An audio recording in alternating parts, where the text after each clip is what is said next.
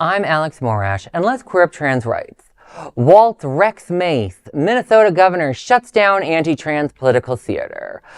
On March 4th, Minnesota Governor Tim Walz sat in front of the U.S. House Oversight and Government Reform Committee. It was supposed to be a hearing on federal funding, but South Carolina Representative Nancy Mace had a different agenda.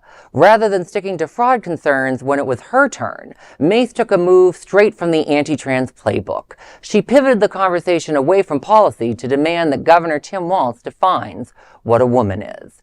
It's a bad faith tactic we've seen time and again, designed to clip into a soundbite and dehumanize gender-diverse people. But Walz didn't take the bait. Instead of engaging in the manufactured debate, he shut down that line of questioning, stating, quote, "I'm not here to be your prop for your obsession," end quote.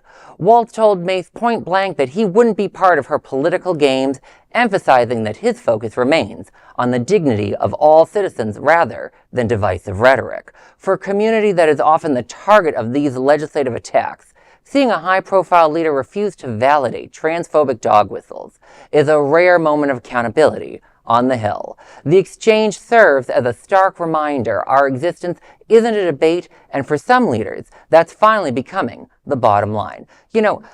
Walz has done not the best job the last couple months, but good for Walz on this one. Thank you, Governor Walz.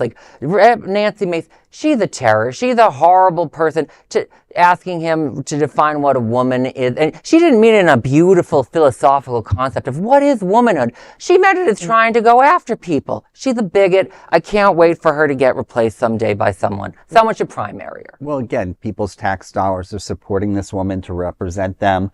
And it's appalling that people are stooping so low. And again, hopefully karma will get this one as well. But again, I agree with you, Alex. Congratulations, Tim Walz. Well done. I think his response, I think we need to be prepared as a community to be eloquent in how we respond and not take the bait, because that's what they want. They want to show us as being reactive. And if we're professional and state facts, we'll win in the end. We have before. Absolutely. I completely agree with that. I'm just so tired of seeing that thrown around. That is just, it's just diversive at this point. That's not what we're here to discuss. Let's keep the topic at hand on the table. No, and I know we're talking about Tim Walz right now, but also another person I've seen speak and talk down on Fox News is Pete Buttigieg.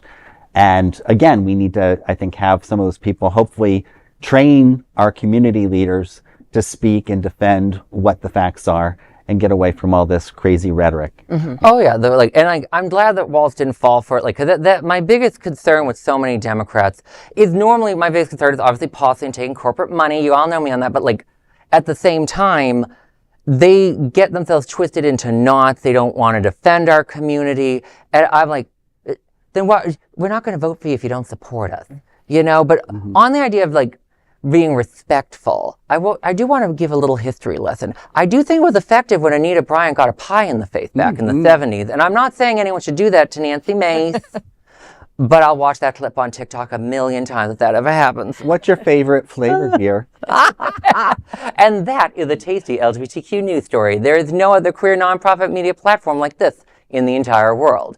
Support our LGBTQ stories by sharing them and subscribing to Queer News Tonight.